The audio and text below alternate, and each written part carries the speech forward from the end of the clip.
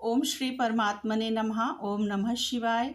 श्री शिव महापुराण रुद्र संहिता अध्याय 50।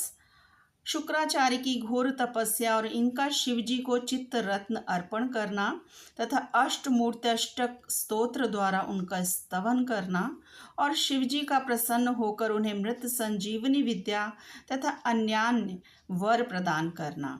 सनत कुमार जी कहते हैं, व्यास जी, मुनिवर शुक्राचार्य को शिव से मृत्युंजय नामक मृत्यु का प्रशमन करने वाली पराविद्या किस प्रकार प्राप्त हुई थी, अब उसका वर्णन करता हूँ, सुनो।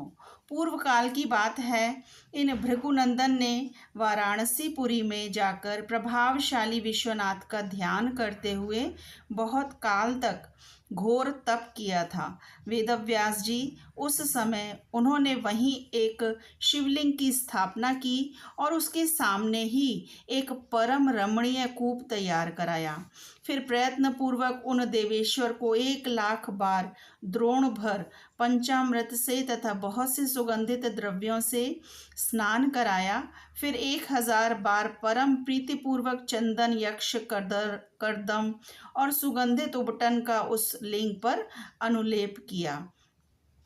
तत्पश्चात सावधानी के साथ परम प्रेम पूर्वक राजचंपक, अमलतास, धतूर, कनेर, कमल, मालती, कर्णिकार, कदम्ब, मौलसिरी, उत्पल, मल्लिका, चमेली, शतपत्री, सिंधुवार, ढाक, बंदूक पुष्प, पुनांक, नागकेसर, नवमल्लिक, चिबिलक, कुंद, मुचुकुंद, मंदार, बिल्वपत्र, गुमा, मुरुवृक, वृक, गंठीवन, दौना, अत्यंत सुंदर आम के पल्लव, तुलसी, देववासा, ब्रह्मपत्री, कुशांकु, नंदावर्त, अगस्त्य, साल, देवदारू, कचनार, कुर्बक, दुर्वांकुर, कुरंटक, इनमें से प्रत्येक के पुष्पों और अन्य पल्लवों से तथा नाना प्रकार के रमणीय पत्रों और सुंदर कमलों से शंकर जी की विधिवत अर्चना की। उन्होंने उन्हें बहुत से उपहार समर्पित किए तथा शिवलिंग के आगे नाचते हुए शिव सहस्त्र नाम एवं अन्यान्य स्तोत्रों का गान करके शंकर जी का स्तवन किया। इस प्रकार शुक्राचार्य 5,000 वर्षों तक नाना प्रकार के विधि विधान से महेश्वर का पूजन करते रहे, परंतु जब उन्हें थोड़ा सा भी वर देने के लिए उद्यत होते नहीं देखा, तब उन्होंने एक दूसरे अत्यंत दुस्सह एवं घोर नियम का आश्रय लिया। उस समय शुक्र ने इंद्रियों सहित मन के अत्यंत चंचलता रूपी महान दोष को बारंबार भावना रूपी जल से प्रक्षालित किया। इस प्रकार चित्त रत्न को निर्मल करके उस पिनाकधारी शिव के अर्पण कर दिया और स्वयं धूमकण का पान करते हुए तप करने लगे। इस प्रकार उनके 1,000 वर्ष और बीत गए। तब भृगुनंदन शुक्र को यों दृढ़ चित्त से घोर तप करते देख महेश्वर उन पर प्रसन्न हो गए। फिर तो दक्ष कन्या पार्वती के स्वामी साक्षात विरूपाक्ष शंकर जी, उनके शरीर की कांति सहस्त्रों सूर्यों से भी बढ़कर थी, उस लिंग से निकलकर शुक्र से बोले। महेश्वर ने कहा, महाभाग भृगुनंदन, तुम तो तपस्या की निधि हो। महामुने, मैं तुम्हारे इस अविच्छिन्न तप से विशेष प्रसन्न हूँ। भार्गव, तुम अपने सारा मनोवांछित वर मांग लो, मैं प्रीतिपूर्वक तुम्हारा सारा मनोरथ पूर्ण कर दूंगा। अब मेरे पास तुम्हारे लिए कोई वस्तु अदेय नहीं रह गई है। सनत कुमार जी कहते हैं, मुने, शंभु के इस प्रकार सुखदायक एवं उत्कृष्ट वचन को सुनकर शुक्र प्रसन्न हो आनंद समुद्र में निमग्न हो गए।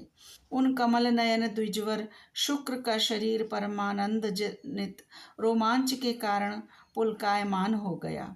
तब उन्होंने हर्षपूर्वक शंभु के चरणों में प्रणाम किया। उस समय उनके नेत्र हर्ष से खिल उठे थे।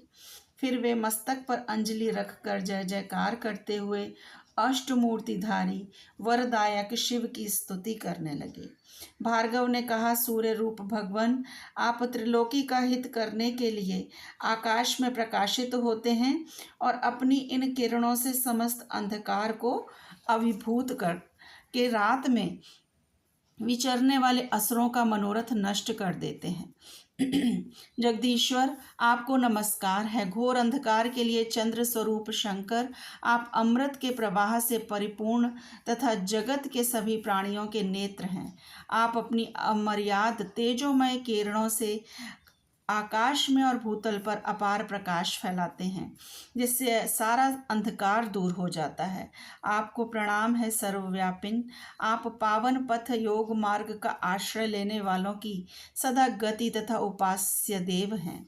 भुवन जीवन, आपके बिना भला इस लोक में कौन जीवित रह सकता है। सर्पकुल के संतोष दाता, आप निश्चल वायु रूप से संपूर्ण प्राणियों की वृद्धि करने वाले हैं। आपको अभिवादन है। विश्व के एकमात्र पावन कर्ता आप शरणागत रक्षक और अग्नि की एकमात्र शक्ति हैं। पावक आपका ही स्वरूप है। आपके बिना मृतकों का वास्तविक दिव्य कार्य दाह आदि नहीं हो सकता। जगत के अंतरात्मा, आप प्राण शक्ति के दाता, जगत स्वरूप और पद पद पर शांति प्रदान करने वाले हैं। आपके चरणों में मैं सिर झुकाता हूँ। जल स्वरूप परमेश्वर, आप निश्चय ही जगत के पवित्र कर्ता और चित्र विचित्र सुंदर चरित्र करने वाले हैं। विश्वनाथ, जल में अवगाहन करने से आप विश्व को निर्मल एवं पवित्र बना देते हैं, इसलिए आपको नमस्कार है। आकाश रूप ईश्वर, आपसे अवकाश प्राप्त करने के कारण यह विश्व बाहर और भीतर विकसित होकर सदा स्वभाववश श्वास लेता है, अर्थात इसकी परंपरा चलती रहती है तथा आपके द्वारा यह संकुचित भी होता है, अर्थात नष्ट हो जाता है। इसलिए दयालु भगवान, मैं आपके आगे नतमस्तक होता हूँ। विश्वरंभरात्मक, आप ही इस विश्व का भरण पोषण करते हैं। सर्वव्यापिन, आपके अतिरिक्त दूसरा कौन अज्ञानांधकार को दूर करने में समर्थ हो सकता है। अतः विश्वनाथ, आप मेरे अज्ञान रूपी तम का विनाश कर दीजिए। नागभूषण, आप स्तवनीय पुरुषों में सबसे श्रेष्ठ हैं, इसलिए आप पर प्रभु को मैं बारंबार प्रणाम करता हूँ। आत्मस्वरूप शंकर, आप समस्त प्राणियों के अंतरात्मा हैं, निवास करने वाले प्रत्येक रूप में व्याप्त हैं और मैं आप परमात्मा का जन हूँ। अष्टमूर्ते, आपकी इन रूप परंपराओं से यह चराचर विश्व विस्तार को प्राप्त हुआ है, अतः मैं सदा से आपको नमस्कार करता हूँ। मुक्त पुरुषों के बंधों और आप विश्व के समस्त प्राणियों के स्वरूप, प्रणत जनों के संपूर्ण योग क्षेम का निर्वाह करने वाले और परमार्थ स्वरूप हैं। आप अपनी इन अष्टमूर्तियों से युक्त होकर इस फैले हुए विश्व को भली भांति विस्तृत करते हैं, अतः आपको मेरा अभिवादन है।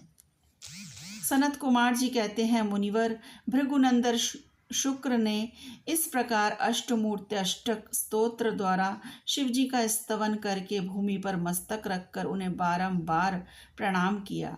जब अमित तेजस्वी भार्गव ने महादेव जी की इस प्रकार स्तुति की, तब शिवजी ने चरणों में पड़े हुए उन द्विजवर को अपनी दोनों भुजाओं से पकड़कर उठा लिया और परम प्रेम पूर्वक मेघ गर्जन की सी गंभीर एवं मधुर वाणी में कहा। उस समय शंकर जी के दांतों की चमक से सारी दिशाएं प्रकाशित हो उठी थीं।